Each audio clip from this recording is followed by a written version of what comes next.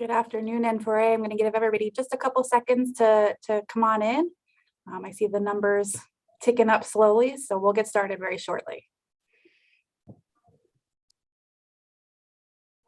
N4A, I'm going to give everybody just a couple seconds to come on in. I see the numbers ticking up slowly, so we'll.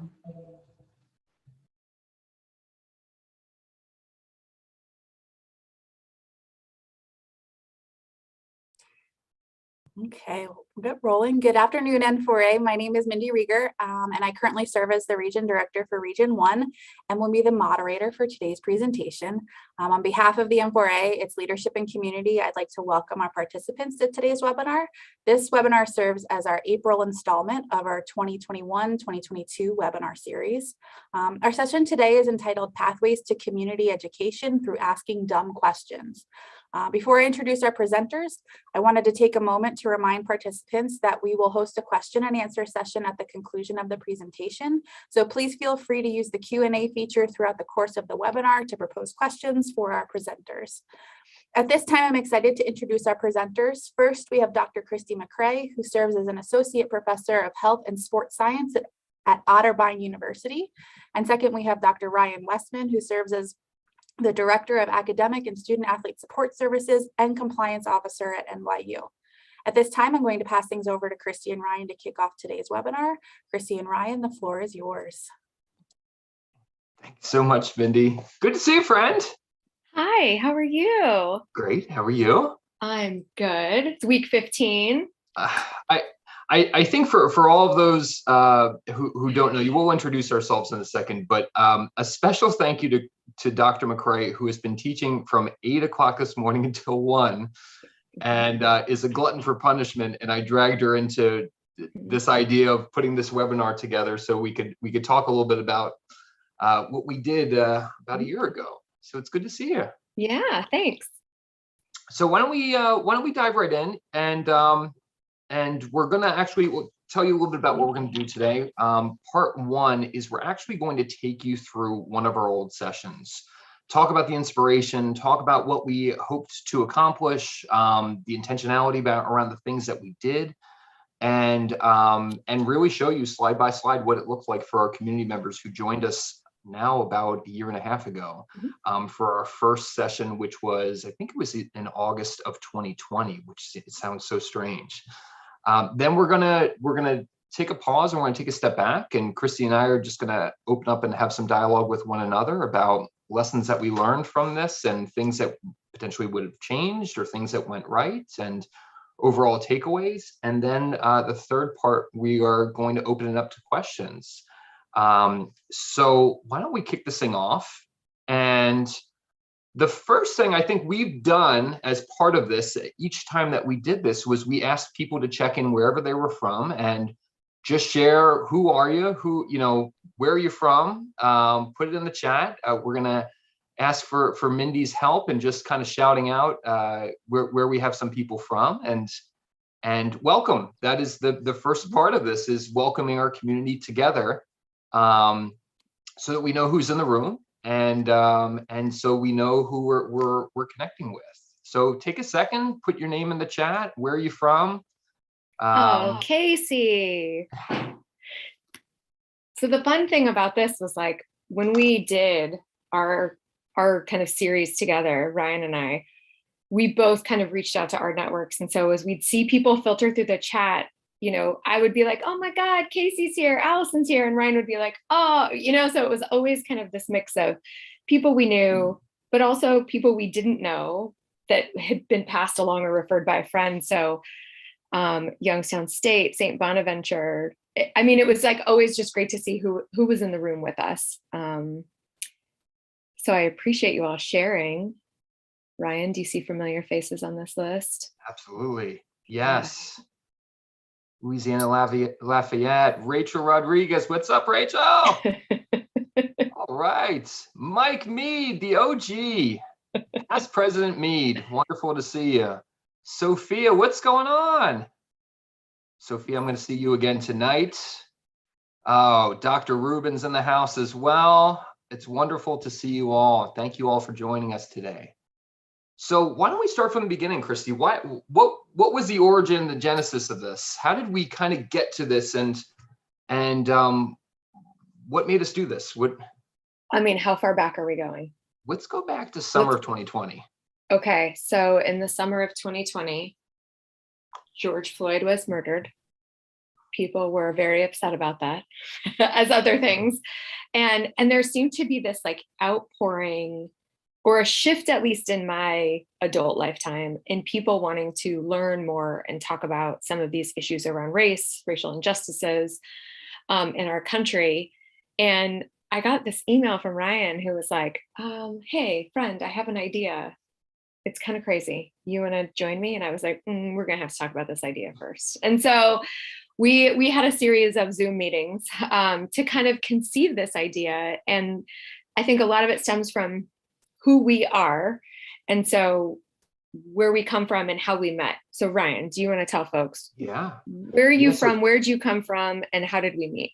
Absolutely. So I would identify myself as an anti-racist educator. I'm from Philadelphia originally. I was a former student athlete at Rutgers University, and was my passion to stay in the collegiate space, and was very fortunate to work at Seton Hall for 6.5 years and move on to NYU, where I've been for the past 4 years. But I wrote my dissertation on a policy that the NCAA has on the academic performance rate, which was helped and guided by Dr. Rubin, and found that there was racist undertone throughout the program, and that really spurred me on my journey to learn more and to want to support movements to eradicate racism in the structures and the communities that I belong to.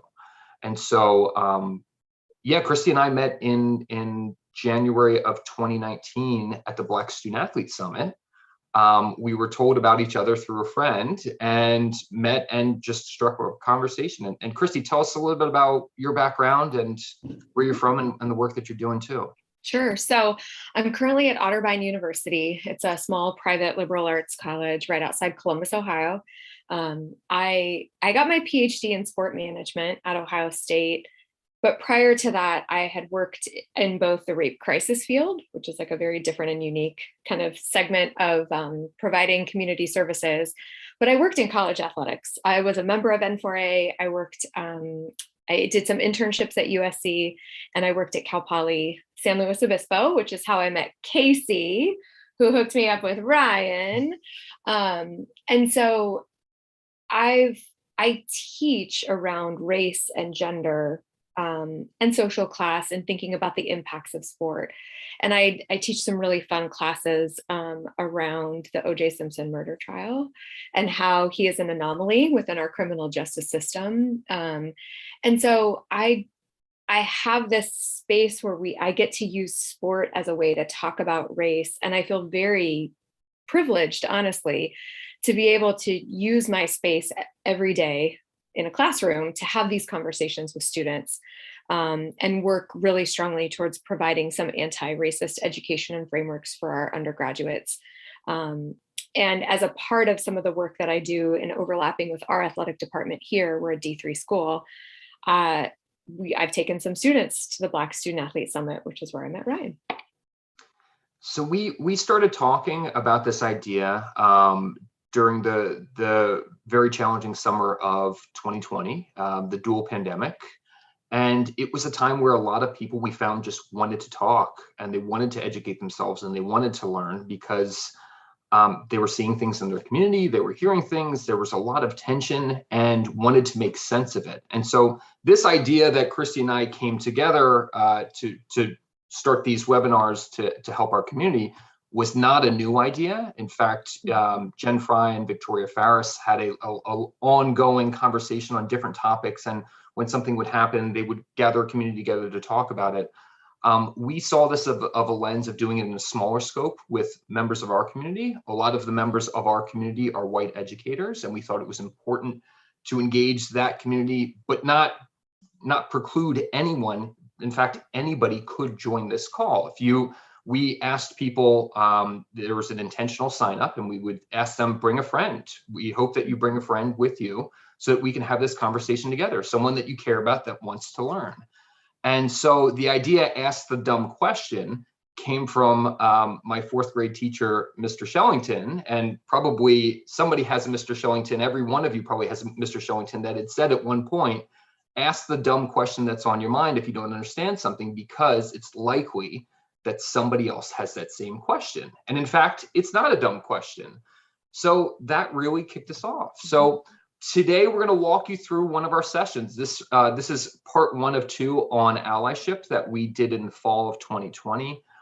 We did a number of different topics, from racism to the January 6th insurrection to allyship, and there's a number of other ones that we had with our community, but we're not going to hold back, and we'll take you through it.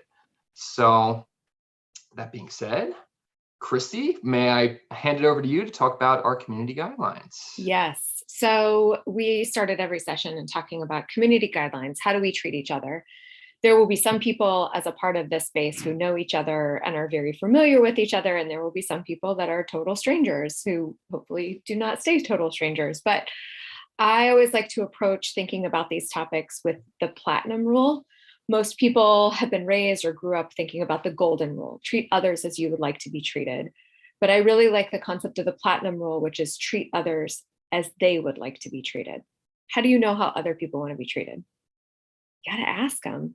Or at the very least, it encourages us to pause to think about, how might this land when I say this to a person of color or of a different gender or just of a different background or experience than me, right? It takes us out of our individualistic space of, well, I'll just treat everyone how I want to be treated, and kind of recenters us as not the center of the universe.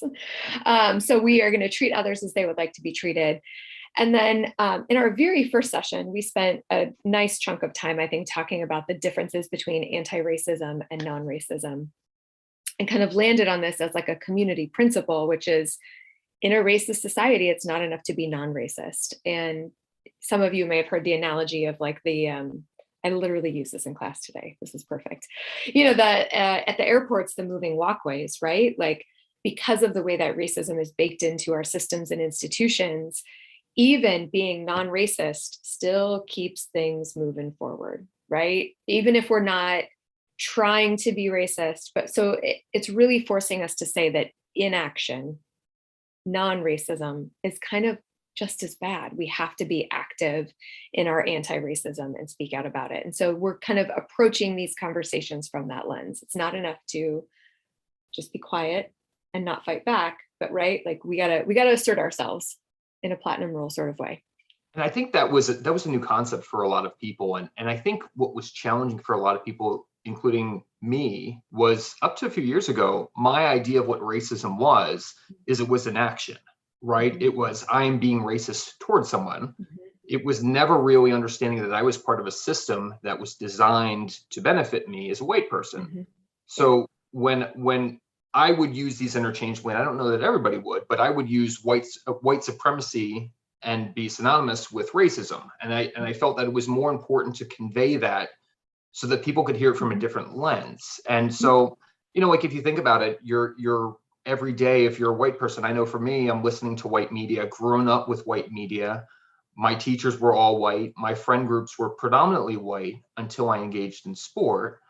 Right. So the messaging and my education, formally and informally, was predominantly coming through a white lens, the predominant lens, which was a structure that was meant to uphold this white supremacy in our society. And so, you know, like I think that was a really difficult hurdle for a lot of people that we saw. And we'll talk a little bit more about takeaways in a second. But that brought some people to not want to engage, which was a hard part. But we move on and we talk, and this was a formal way that we introduced and welcomed our community each and every time. And just like we just did prior, we introduced ourselves and welcomed everyone. And we asked everybody else to introduce themselves and welcome each other. And a big part of that was, you are actively taking a role in educating yourself. And also, this was the charge that we had, in educating others. Mm-hmm. So you know, some people decided maybe they didn't want to have a camera on, but maybe they would just, you know, work through the chat. Other people, we encouraged them to take their, you know, have their camera on and unmute themselves whenever they had a question. And it worked. I think it worked for in the sense of our conversations for that. Mhm. So this was an example of one of our today's dumb questions. And so, I think our first dumb question, Christy, I think you and I just started with what is racism? That was our one of our first ones. But our dumb questions were actually submitted by our community members. So each time we had a session, we would send out a sign-up form and we would just say, hey, what's on your mind? What are things that you want to talk about? And Christy and I would kind of go back to the drawing board and say, all right, what do we need to do to prepare this conversation to happen? And what did it look like, Christy, when we would do this sort of sessions with one another? Oh my gosh. So we would talk for an hour or more. And we would, in the process of like figuring out what we were going to say, one of us would say something and the other would be like, oh my God, that was perfect. Say it again, just like that. And then the other person would be like, I have no idea what I just said. Right. And so part of it was also just like literally practicing and having the conversations ourselves and working through like, how do you answer this question? What do people mean when they say it's not about you? How would you answer that? How I would answer that? And we'd talk it through and we'd, I read this thing or I have this analogy. And so we'd prepare ourselves to have the conversation, but also know that we would have time with our community to talk about it as a whole. It wasn't just us recording ourselves riffing, having a podcast and putting it out there to the world. We wanted to have this space where we had already grappled with the material so that we could help give people the platform. But the idea was that folks would also have the ability to participate and ask more questions and share their own feedback and how would they answer that question. There were a lot of cats too between us and our homes and with our practice sessions. So. And I think we were expecting the worst. We really were. Like we were expecting people to come on and I think we were most worried about Zoom bombers, like people just coming on and just and luckily that never happened. But I think we were also we were worried about what would happen if there was a pretty tense disagreement. Mm-hmm. And I think to our surprise, having the platinum rule as a community guideline, really people bought into that and people really supported the philosophy of what this was about. And we talked about that. And we talked about the fact that there are going to be things that you disagree with at your core. And there are going to be things that you agree with. And nobody in this entire community is going to be on the same page with it. And that's why we're having these conversations together. Yeah.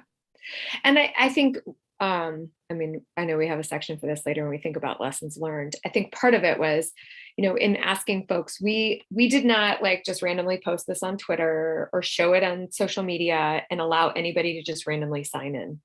So we emailed it to our networks and certainly said, bring a friend, share with a friend, if there's anyone else you think would benefit from this. So I think that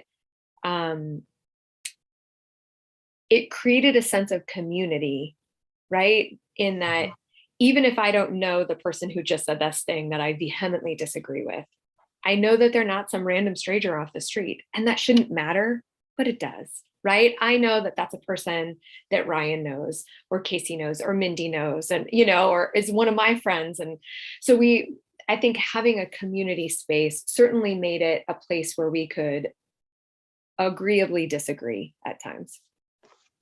Absolutely. Well said, Christy.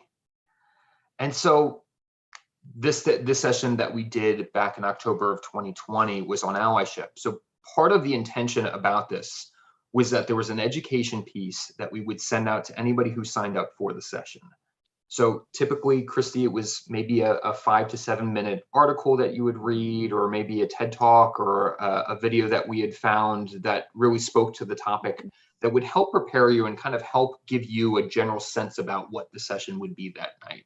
And though we didn't require it, we expected and we shared in our messaging out to the community that part of this process is not just a showing up and making sense, but a big part of this is educating yourself. It's listening, it's reading, it's doing the work, because we've seen a lot of IDBE communities that people of color are the people who are charged to do education for white people, right? And we really wanted to flip that on its head and say, no, that's not the expectation, right? The expectation is you are doing the work to show up and come into into our community so that you can contribute in a meaningful way. And really, the idea of ask the dumb question is really to stress, like, you are asking informed questions, right? You may be asking a question that's on your mind, but you've done your work to inform yourself about it. So we talked about this, what allyship was. And so we kind of listed out, like, what are things that aren't allyship? And then Christy, we talked about like performative allyship and Oh, this is one of my favorites. One of my favorite analogies of the things. Allyship is not performative. It's not like posting something on social media or joining a book club. And the analogy was, you can read about mountain climbing and that doesn't make you a mountain climber, right? Because I think especially by the time we did this in October, we were hitting this space from June to October where there were an explosion of book clubs on Ibram Kendi, and right, people were doing a lot of reading. And then what? And so this idea that, like, you can read all you want about anti-racism. What are you doing about it? And that's what we were trying to get at with this concept of allyship. So allyship is not just having a book club, it's doing something. right. And it was really, for us, it was clarifying and answering these clarifying questions, because there were subsets of dumb questions within the overwhelming topic of dumb questions. And it was hopefully a guide, or it hopefully was a charge for our community to go back and re-educate themselves or educate themselves for the first time. And so we didn't just talk about topics of race, we talked about allyship as it pertains to the LGBTQA plus community, and other communities that we belong to as well. We wanted this to be something where it was really like, if you're understanding where you're coming from, there are other communities that need your support as well. And in order to be an effective ally in the sense of this, there's a lot of things that you shouldn't be doing, right? And there's a lot of things that you can do that are going to help. So we came up with, at the end, a little bit of a takeaway. I don't think we ever shared the slides with our community, but I don't think we ever prevented them or said don't take pictures or anything. We wanted this to be an educational process. This wasn't copyrighted information, but a lot of these core tenets of what we felt in our research and the work that we did really aligned with what allyship looked like. And so the idea was to constantly come back to this idea of, why are you doing this work? Or why have you shown up tonight? We weren't doing these things in the middle of the day. And, in fact, we were oftentimes doing these 7:30 at night, Christy, 8 o'clock at night. Yeah. And with the time difference, because we had some folks from the West Coast joining us at the same time, if we're doing it at 8 o'clock at night on East Coast time, you've got parents who are trying to put their kids to bed, while the 5 o'clock on the Pacific Coast, Pacific time, those parents are like trying to cook dinner. And so people were juggling their lives because this was important to them. Absolutely. So we would end every session with an opportunity to engage, and we would try to keep the sessions to about, I think we were trying to keep them about 30, 45 minutes, an hour end to end.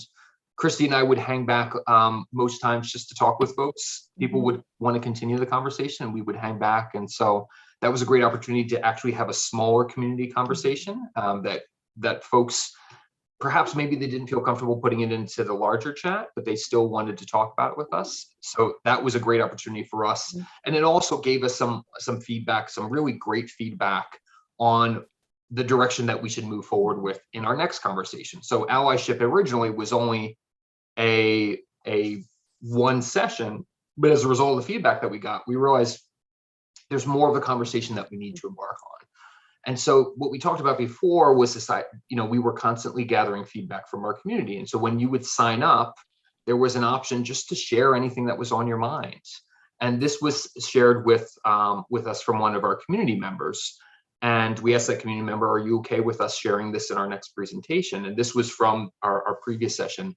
And when you know that this is someone who you care about and who you are wanting to show up for, it hits a little bit differently, especially knowing that this was a community member that was coming to our sessions every single time. This was very meaningful. And he actually shared a little bit more in the next session that we had as well. So we would aim to have these on a monthly basis. I think we were pretty successful in that. I think we had 7 total throughout the year. And again, it was great. We saw people come back time and time again. And one of the nice things I think that Christy and I talked about was that you didn't have to attend every one in order to be part of the community, right? And you also didn't have to attend every one. It wasn't like you were watching, a sitcom where if you jump in season 3, you have no idea what's going on. Really, everything started fresh each time.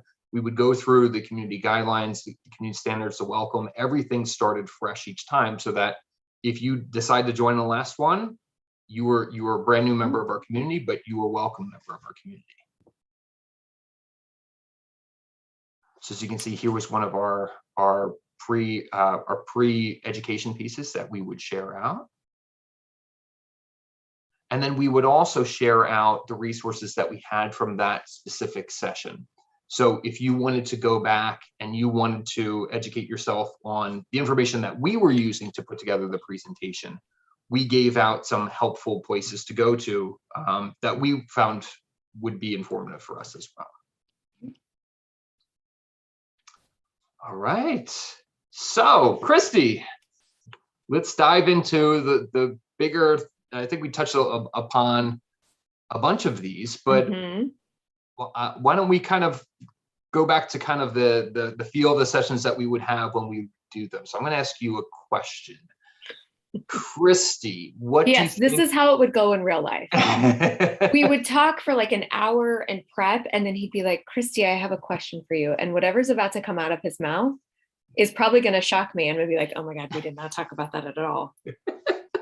And then, but it was also kind of showing and practicing, like talking about these things is not always easy, and it's going to be uncomfortable. And someone's going to ask you a question or say something, and you're going to be like, ooh, I got to think about that. So yeah, so that actually, maybe we go out of order on that, because that actually something that did happen in one of our sessions where I put you on the spot and I kind of was processing through something, and I kind of saw the look on your face like, boy, we didn't rehearse this, didn't we?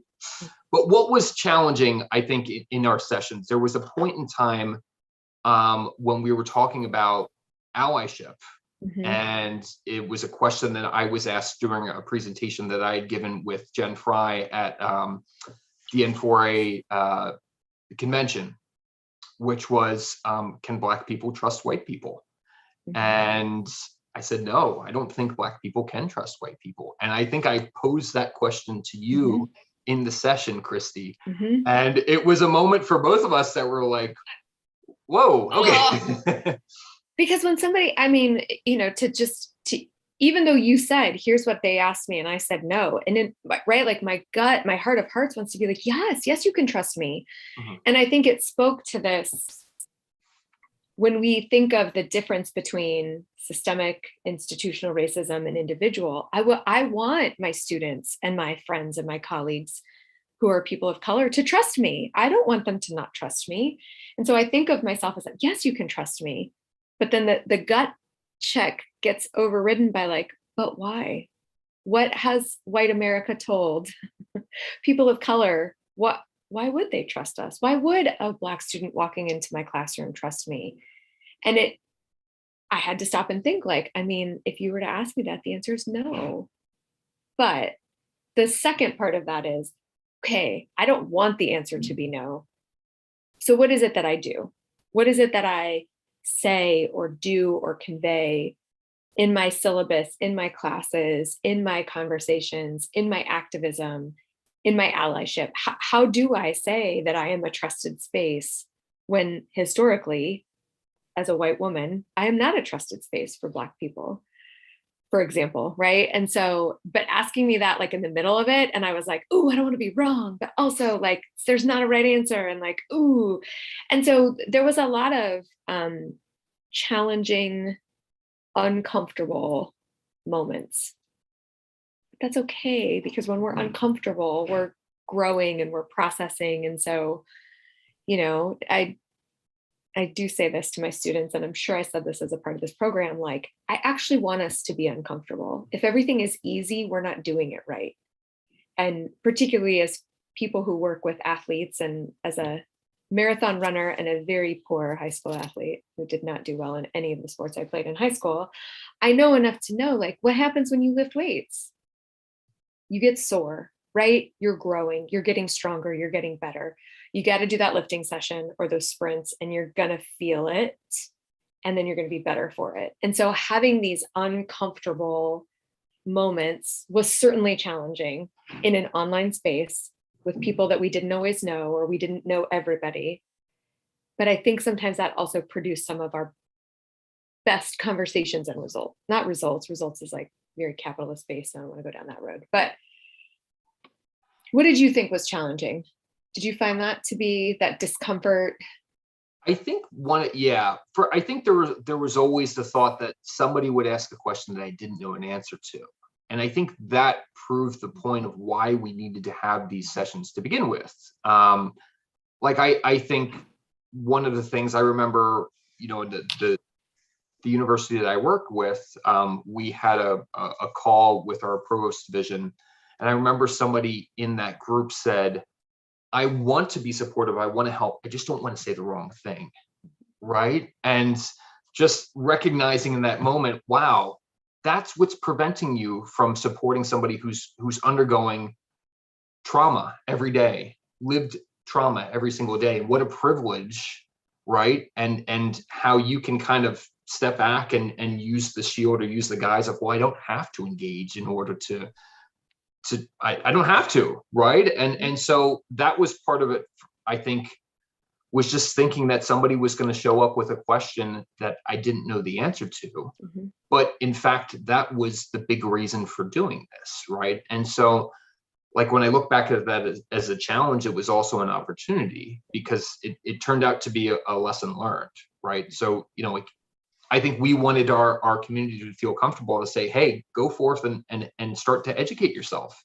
And we challenged them to say, we expect you to go into your communities and make a similar impact on what you're seeing. I mean, we had a member of our community share that she was one of 2 Black staff members in her athletic department.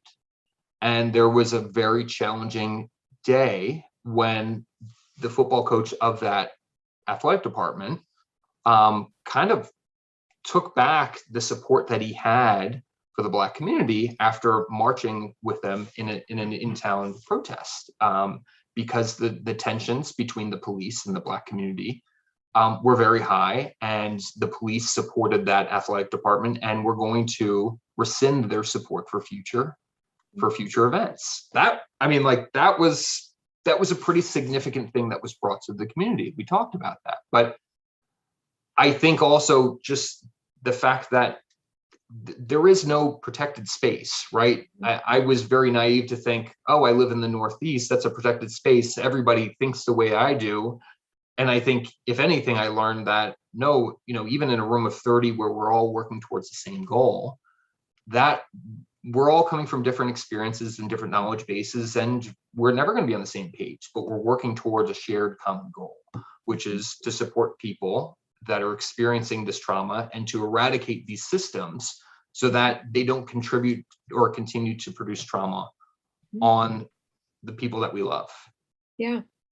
And I want to go back to something you said about, like, somebody said, I didn't know how to speak up. I didn't want to say the wrong thing. I was afraid of saying the wrong thing. And I think one of where things went right was providing people a space to say things.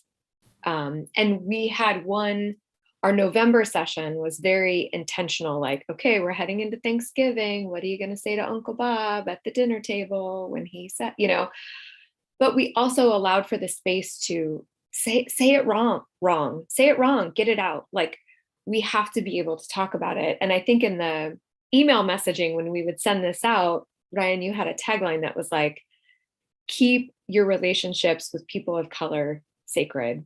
Ask us the dumb question, right? Like, we can't keep putting we do need to ask the dumb questions, but we can't keep putting all of that work on our brothers and sisters of color to explain everything to us, right? And so this wasn't intended to be like, Ryan and I have all the answers, ask us the questions, we got it all. But just like, come to the space, ask the questions, maybe get it a little wrong. Maybe what you've said, because of where you grew up and your family and your background and your history, like would make some people cringe. Okay, say it here, say the cringy thing here, but like, and then maybe learn why it's cringy so that you feel confident in having that conversation in your workplace with a team, with an athlete, with a colleague. And I think that was some of the things that went right. Yeah, I think in terms of big takeaways, we were talking about this just this week, Christy, is the work isn't over, right? And I think through a lens, if you're looking at the news now, we're not having protests, right? We're not having times where there was the murder of like these murder of Breonna Taylor, murder of Ahmaud Arbery, murder of George Floyd. I mean, in succession, felt very, very, very much at the core at the hands of law enforcement.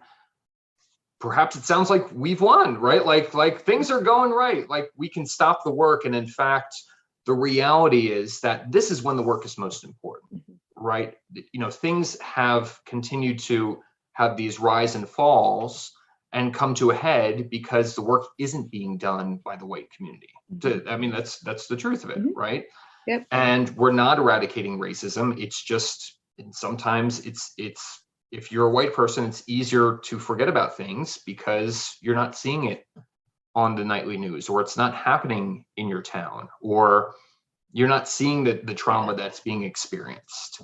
And so I think one of the big takeaways is that now more than ever, it's not the time to put down the book, it's the time to pick up the book. And there's a lot of really great resources that continue to be out there. Like Christy and I mentioned the Black Student Athlete Summit. If you can make your way down there, it is one of the best conferences I've ever been to.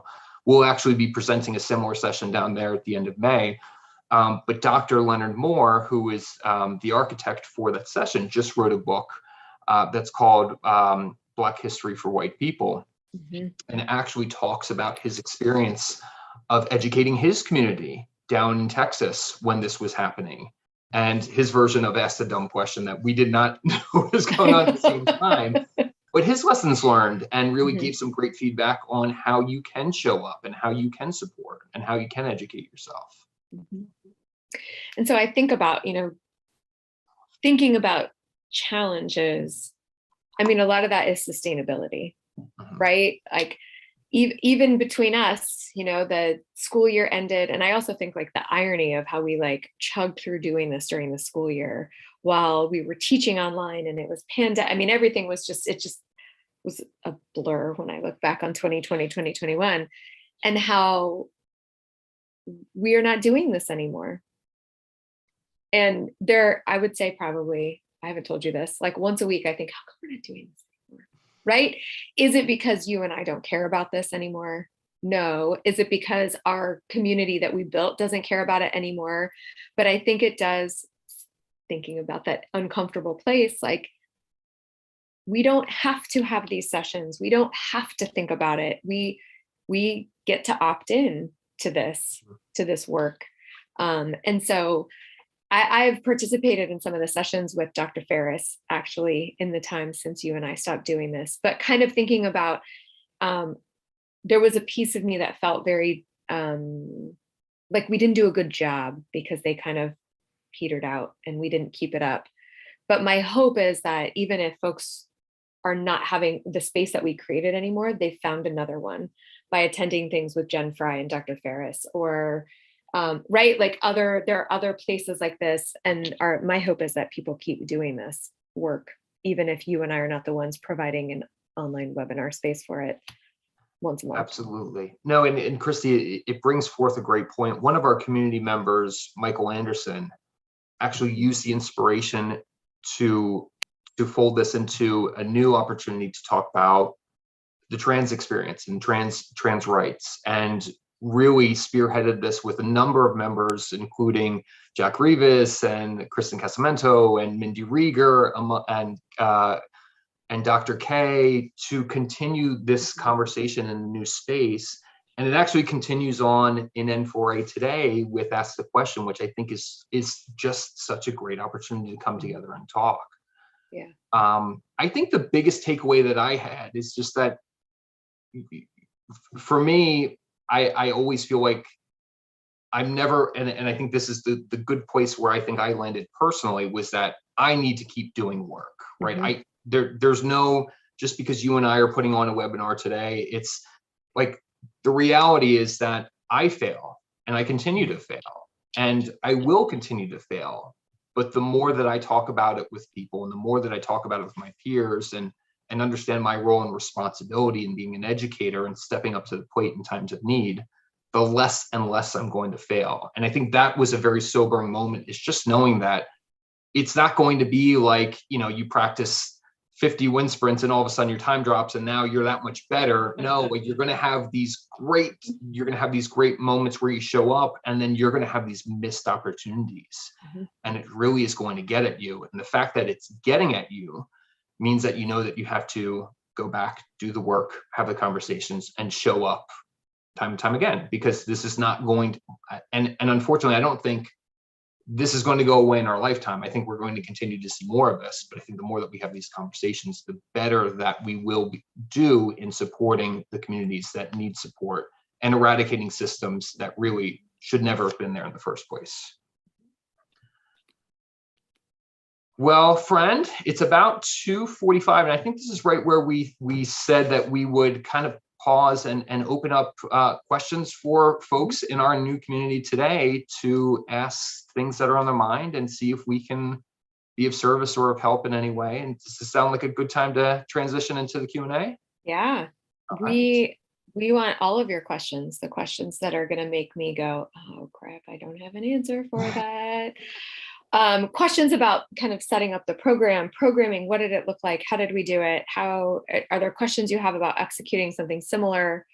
Are there questions you have about something we talked about today? Like, whoa, I need you to go back to that thing about performative allyship. What does performative allyship even mean?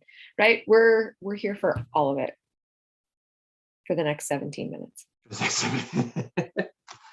So feel free to put your questions in the chat, and we'll be happy to respond to them as they come in.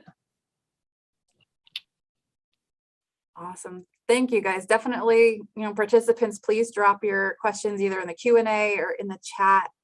I know, as someone who's attended all of your guys' sessions, I had a blast. They were super awesome.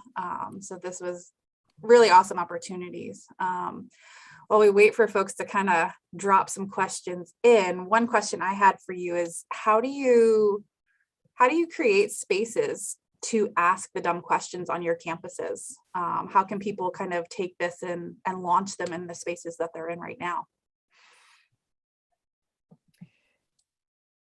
So I appreciate what Ashley said in the chat about brave spaces versus safe spaces. And I think that part of it is thinking about how we can never truly guarantee a safe space. And I agree with that. And so in my classes, I give this whole spiel about, like, I want you to be uncomfortable.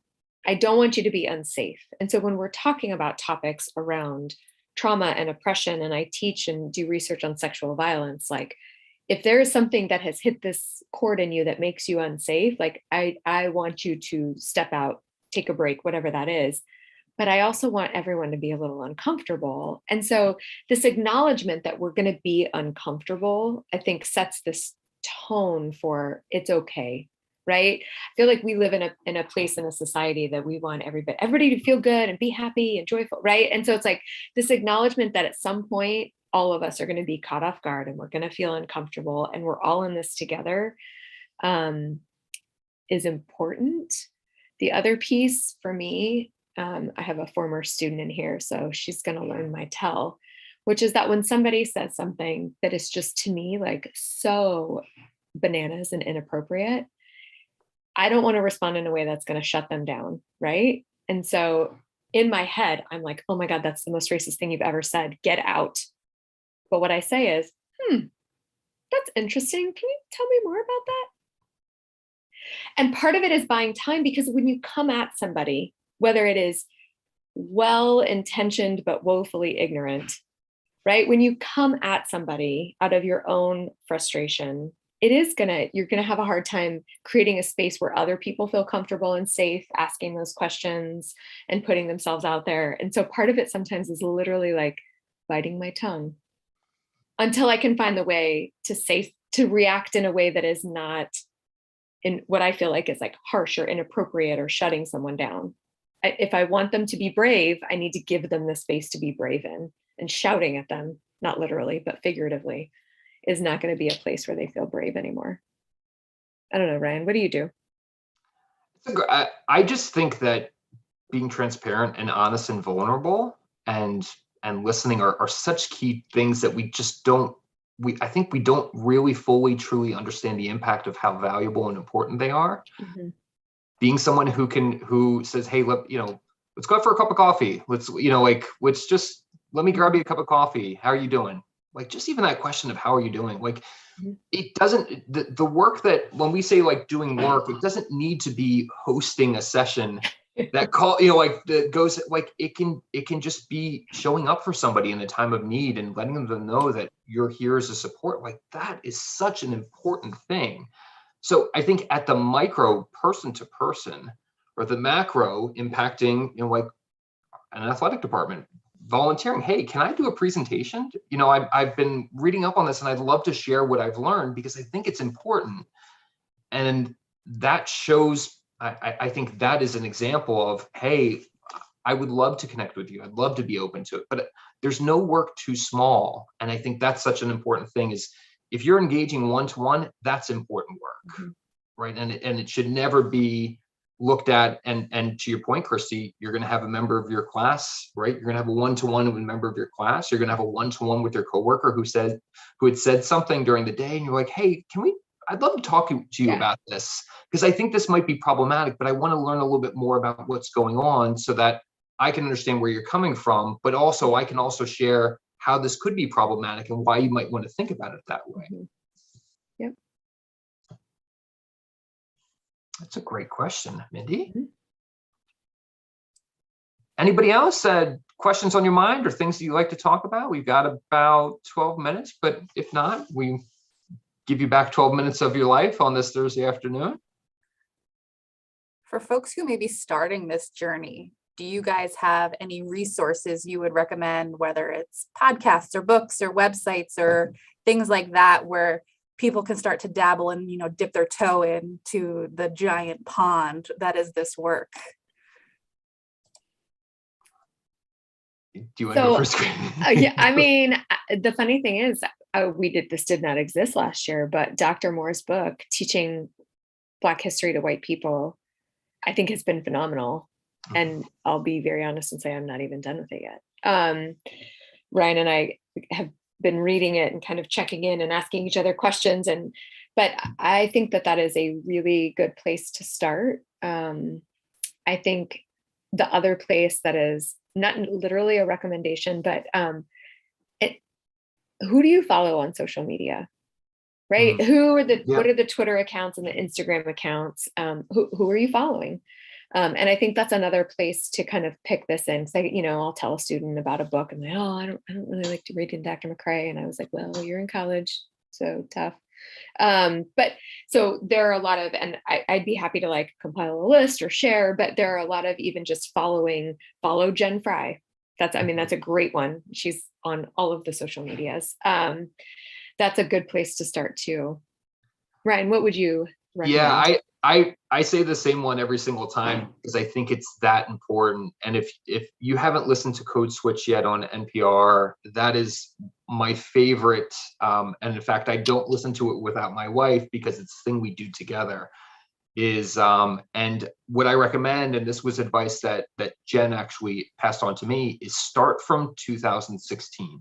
Mm-hmm. Start from the original episode of Code Switch and listen to it all the way to present day. They still do it present day, although Shireen has stepped away from the show, which was a little bit heartbreaking. But listening to that show, so for those of you who don't know me, my wife is Asian American, and so listening to that show with her, we would go on road trips and we would just put on an episode that sometimes is 30 minutes, sometimes it's 45 minutes on anything. Could be like things like the explanatory comma, right, or something like rep sweats. we've actually had some of the most meaningful conversations in our relationship about our lived experience while we were listening to Code Switch. So say, for instance, one of those times was, I remember exactly where we are. We were leaving Lake Placid on our way to go down what is absolute hell on earth, the New York Thruway. And we were listening to, just this one Code Switch on race. A lot of them are on race, but they're on a variety of different topics. But she had a question to me, and she said, when do you think about your race? Like, how often do you think about the fact that you're white? And I said, to be honest with you, I don't. The only time that I think that I recognize that I'm white is when somebody comes into my environment that's not white. That's the only time that I realize, hey, I'm white. And especially if I'm in an environment where I may possibly be the only white person in that environment. And she goes, it's funny because I think about race every minute of every day. It guides everything that I do, every decision that I make. I don't feel safe in a lot of the communities that you feel safe in. And that was a big conversation that we needed to have about what it was and how I was supporting her and vice versa through things that we were never thinking about before. So Code Switch 100%, if you have not listened to it, it's phenomenal. And it's great. Like it's just an opportunity to listen. And they actually have people, submit questions of their own to talk about future episodes.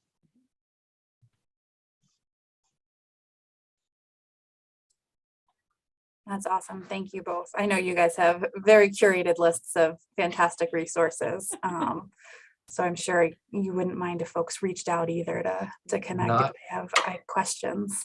Not at all. And I just realized I forgot to put the slide that had our contact information in here, which is the one thing. I had one job, Brian, and that was my one job. So I think, Christy, we both talked about the fact that we'd be more than happy to anybody who felt something through this conversation or just wanted to continue the conversation, please feel free to reach out to both of us. I think we can put yep, you've already done it. You're ahead of me. I did mine. I can't remember yours off the top of my head. Otherwise, I would have done yours for you. RW110. I'm the 110th RW at NYU. So feel free to reach out to us if there's something that you weren't comfortable, sharing today. We're more than happy to talk with you. Awesome. Well, thank you both. This has been awesome. Do you guys have any closing remarks for the group today? Another question I was not prepared to answer. I just appreciate that you showed up. It says a lot. Yeah. Like if you're coming to this to listen, you're coming to learn, you are doing the work, right? And I appreciate that. And I think having somebody and just thinking about it, having a partner in crime to talk about these things, like Christy and I talk quite often, and that helps because I have somebody to process with. Mindy and I talk pretty much every day at work about things like this. My wife and I talk about it. And so I think having people to talk with is part of what helps you do the work and educate yourself. Ooh, I'm going to add to your closing statement by saying having people to talk with that are not an echo chamber. So, there are clearly some issues around race that Ryan and I have walked through the world and had similar experiences on. And there are lots of things that we have not, right? And so I think that's also the beauty. There are a lot of people that I know I can talk with who will be like, yeah, right? Like, I don't need a yes man for this. I need someone who will challenge me, who's had a different experience, who has a different perspective that can allow for some of that space to have a conversation as opposed to just like a high five session. Although we do a lot of high fives, which is fun too.